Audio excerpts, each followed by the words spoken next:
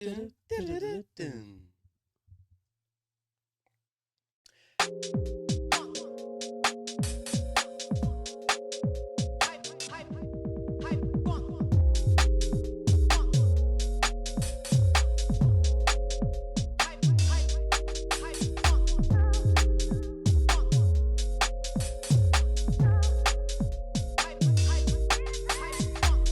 Yes, people, welcome back to Never a Foul. Please make sure you smash a like, make sure you subscribe, and if you want to become a member, it's down below. But most importantly, has Maurizio Pochettino cracked the code at Chelsea? Daps is looking at me like he needs to get loads off his chest, so you can start. Things are starting to click in place. I remember saying that I thought that Chelsea could still get top four at this, when we did our predictions, right? Yeah. And I was saying how bad they look at the moment, but I still think they could get top four. And I thought because things will click into place, but I thought things would click into place later. Okay. Right? But still with enough time for them to maybe make a push for top four. But I think they've clicked in a little earlier. We have to remember they have been unlucky with injuries, and I know a lot of teams have injuries. They've had a lot of injuries, but you know, it does look like things are starting to click into place. Is it coincidence it's since Cole Palmer's arrived? I don't know, but you know, Caicedo, He's looking himself. Enzo now seems to be in a position where you are getting the best out of Enzo. Yep. Fans called for it. Do you know what I think Pochettino's doing that's really good? Is I know people think there is a lot of things he should change, but he's one by one letting things, you know, giving people a chance. No, that don't work. Yeah. I'll change it. That don't work. And he's finding what works one by one, not just kind of being erratic. Yeah. He's sticking with some of the things that he believes in, but then some of them he's going, no, I've tried it, it didn't work, we'll try something else. And I mean, at the weekend, great result. Yeah. Good to see Raheem Sterling back. Off the left as well. Doing what Raheem does. I mean, look, I think Raheem's also good off the right, and this season he has been good off the right for them as well. But I think with the players they've got at the moment, Raheem's looking good on the left. Do you know what? Mudryk started looking better as well. Yeah, getting a bit of confidence. Got the goal at home. Yeah, it's going to take him longer to get the confidence. Away at Fulham. But Raheem, that'll do a lot for him because we know Raheem is a confidence player. 100%. So for that, and yeah, just to go back to Cole Palmer, he's looking better than I even thought he would look. Do you know what even surprised me with him? Because I think there's quite a few things to go around Chelsea. I don't want to jump the gun with Chelsea because at the end of the day, they've only beaten Fulham and they've only beaten Burnley as well. So it's two teams that on paper I'm thinking you should beat, and that's what Chelsea have done. So they've turned the corner in terms of they're probably building a bit of confidence. But the real test will also come after the international break. They take on Arsenal. And I always think there's good times to play a team. And I know Arsenal just beaten City, but Chelsea would want to be playing Arsenal off the back of 2 wins. It's at Stamford Bridge. It's a 50-50. So we're going to see the true test for Chelsea. But with Cole Palmer, I think the interesting part for me as well with that is obviously played off the right, which we know is his best position. He's getting a run of games. But even against Burnley, for him to take the penalty, I was like, do you know what? Yeah, that was Pochettino is showing signs that I'm going to give you that responsibility because Enzo missed one against West Ham. Didn't look that confident. But Palmer's come from City that we know has won things. He's been around that already. You know, the youth team have got that winning mentality as well. He was like, I'm going to step up and I'm going to score that penalty. And he has done. And I just feel like his ability to have that sort of arrogance. It's not, I wouldn't say it's cocky. He has that arrogance that I know I'm meant to be on this pitch. I feel like everyone around him as well, including Caicedo and Enzo playing in midfield, which I think is the right move together, is just giving everyone a little bit of a lift. And sometimes you need someone to come in and say, yo, we are better than what we're showing right now. And he's kind of setting that example and others are going around with it. Listen, if you look at Cole Palmer... 45 million Daps as well, by the way. 45 million, I said at the time, I think that was a good deal for both. Right. Okay. There was some City fans saying, haha, we've robbed you. Some Chelsea fans happy with it. For me, I thought it was a good deal for both because, you know, I am aware he wanted to leave City back in May last season. I'd been told he was favouring a move to he wanted to move to Dortmund. Okay. Wanted to move out of the country because he does back himself. Right? He backs himself. I'll always remember his first, I think it was his first senior goal for City. I think it was against someone like Wickham? It was in the Carabao Cup. Okay. He was running through the middle, I think he had Mahrez to the right, De Bruyne to the left, screaming for the ball. Outside of the box, just put his foot through it. Yeah. Right. And it's like, that takes a lot to go, nah, Kev, nah, Yeah. Riyadh. Leave it to I'm me. having this one. Yeah. Right. And at that point, I thought, yeah, this guy's got confidence. The Super Cup, he scored the equaliser that took it to penalties. Before he hit City's first team, he was winning EDS trophies Yep. with them. Under 21's World Cup. Yep. It was his shot, deflected, Yep. of course, but it was his shot. He's had some big moments, actually. He's when had you think big about moments. it. He's a Premier League winner. Yep. He's a Champions League winner. Yep. He's a Super Cup winner. He's an FA Cup winner. He's a Mm. winner, right? Yeah. And he backs himself. Mm. And he's gone into that team and he's showing it. And Yeah, he is. what I've been so interested to see is his style of play. That he is a bit, he's like Mahrez as far as he plays on the right. When he plays on the right, he can cut inside, and Yeah. he's got a dangerous left foot. When he cuts inside, that is his weapon. But what we're seeing at Chelsea isn't that so much. What Yeah. we're seeing at Chelsea is a Cole Palmer that wants to impact the game from deep. Yep. He can drive with the ball, Yep. but he can also make the right decision to know when to pick a simple pass, when to play a 100%. harder pass, when to drive with the Yep. ball. And it's just, he's come through this Manchester City academy that play that way Yeah, and you can see and have it. that mentality. Yep. And it's just, now he's been allowed to blossom. And the truth is that wouldn't have happened at City, right? No. Because, am I going to come on here and say he's better than Foden? I'm not, right? Yeah, and I yeah, don't yeah. think there's many people watching this that are going to tell me he's better than Foden, because he isn't, right? And for that reason, he would never be allowed to play that role. It's taken Foden years to be able to start playing in that kind of role. Now, and I actually like seeing Cole Palmer through the middle. I know what he can do on the right.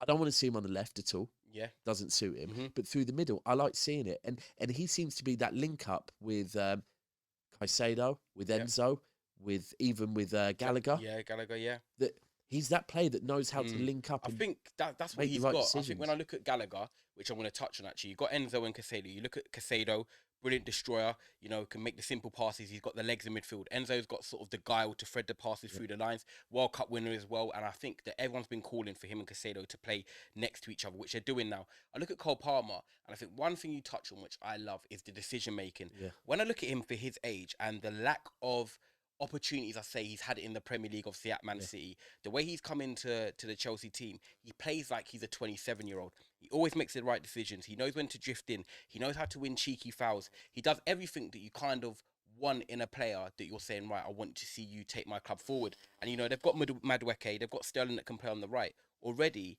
he's come in and he said to Pochettino, you're starting me every game. He's done enough to already come in within 3 or 4 games and say, right, I've nailed down a spot in that starting 11. And no Chelsea fans would probably disagree with that. And also, Chelsea fans probably like that because they've needed a player that can make the difference in the final third. Chelsea haven't been that bad this season, but what they've done is not put the ball in the back of the net.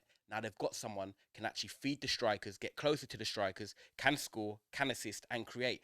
My issue is that if I had to pick a negative with Chelsea going forward, I respect Conor Gallagher, and I'm not going to say Conor Gallagher I'm not going to say Conor Gallagher's a crap player. Conor Gallagher has come through the Chelsea ranks. He understands Chelsea. He's 24 years of age, and he's one of the most experienced players in that current squad because they're a young crop of players. He's got the captaincy at the moment, and he's sort of setting that example of saying, I understand what it is to play at this club. And he's doing his thing on the pitch. But if Chelsea want to go forward, where you said Cole Palmer can come into the 10, you've got Nkunku who could potentially come back and play on the left. I think if Chelsea want to go to that next level while Poch is building, get the confidence and get Gallagher there in the squad, they will need someone else to come in and replace that Gallagher role because I just don't think he is good enough. You can't just work hard to label yourself into that starting 11. So what role are you putting Gallagher in? I wouldn't have him in the starting 11 when what role are you saying he's playing at the moment? He's playing in a 4-3-3, but he's playing the most advanced out of Enzo and Caicedo. So he's more sort of behind the striker. And where do you think Nkunku's best position is? Over pre-season, Nkunku was obviously sort of on the left on a formation, but really he was playing behind Jackson. And them two had a good link up in pre-season. And that's where I see Nkunku can actually drive Chelsea a bit forward. Him and Cole Palmer together, interchanging that central areas. Because what you got to remember as well, Nkunku isn't just a number 10. This guy can play false 9. He can play off the left. He can play number 10. If Cole Palmer, like you said, has got the ability to play on the right, but drift in and interchange, and Nkunku can do the same, I think them two could And be then the you spark.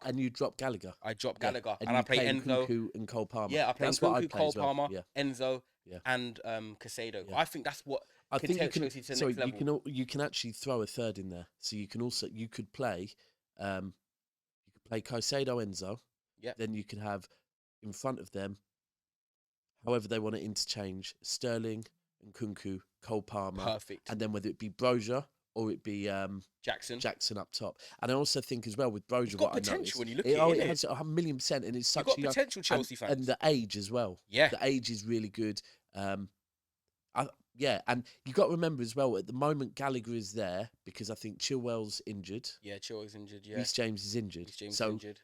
there has been this thing this season that, Reece James started as captain. When he Chilwell got then- injured, Chilwell was being played out of position because he had to have Vice captain vice again, captain though. on the pitch. Yeah, and And now it's I Gallagher. think now it's Gallagher, and so at the moment it's like, well, Gallagher has to be on the pitch Yeah. because Chilwell's not there. And he gets Reece the club. James This is what I'm there. saying. He He's come gets up through it. the academy. We know that I think Chilwell's back after the international break, Yeah, isn't he? yep. And then obviously Reece James is going to be back probably after the international break as well. Oh, is he back? Yeah, So yeah, there yeah. we go.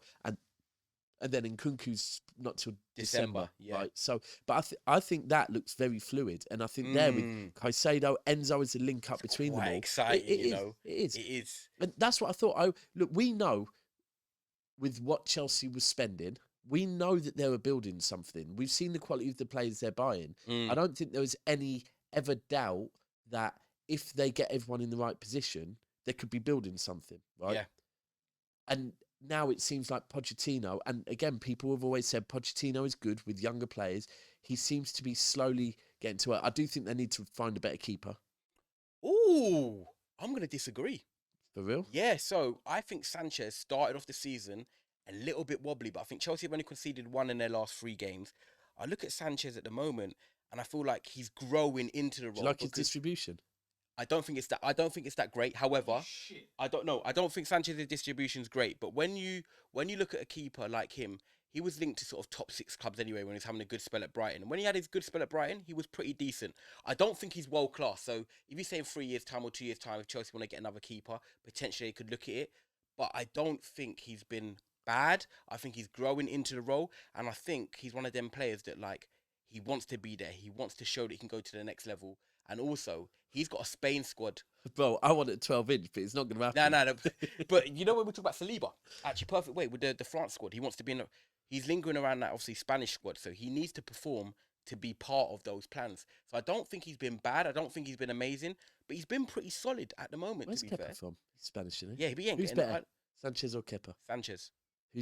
Who would start for Spain, Sanchez or Kepa? None of them.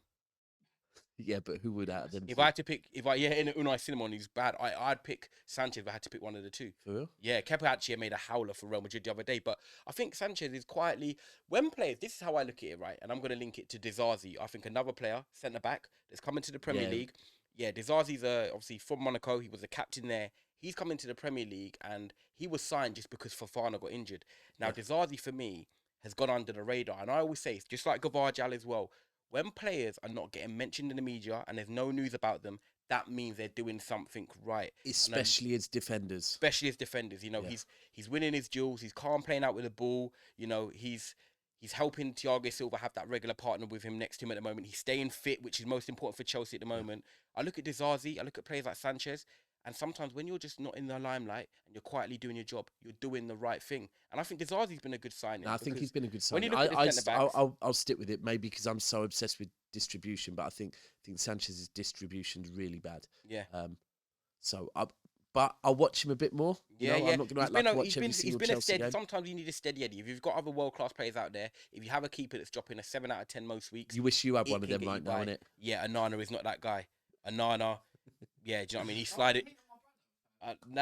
he's my brother as well. I ain't got his hair. I can't even get his hair or nothing like that. But yeah, Nana, we'll save that for another day. But I do think I was gonna say something mad, but I thought Nana sipping on something, but I didn't want to get called out. Pause. Yeah. But I think like players like Disasi and what they're building. Obviously, you got Fofana, you got Thiago Silva, you got Colville, so I say Chalobah's not really there now. I'm looking at him and I'm thinking, do you know what? He's the ready-made guy. But the big test for Chelsea, to wrap it up, Daps, is they've won 2 games in a row. They've got Arsenal now 3 games in a row. Yep. They've got Arsenal coming up, and then their run after this is Arsenal, League, by the way. Arsenal, Brentford, Tottenham, Man City, Newcastle, Brighton, and Manchester United. So that is 7 games there that I think they beat Brentford at home, but the rest of them are 50-50s. My question to you is, a lot of people are writing off Chelsea because of the run they've got. However, like boxing, styles make fights. Do you think the way this Chelsea team are playing at the moment, they might pick up some good wins in that run? I think we had the conversation before about how many wins they would get or how many points they would get out of that. And at the time, they hadn't found form. And at that point, I think we're struggling to put together probably 5 points. Yeah. But now they're going into this international break with 3 wins. Things are starting to, the dots are starting to Players connect. returning. Who have they got first? Arsenal. 5:30 at Stamford Bridge. So that one's the key. If they can get something out of that game, then that will really start to build a mentality amongst the squad and a belief amongst the squad.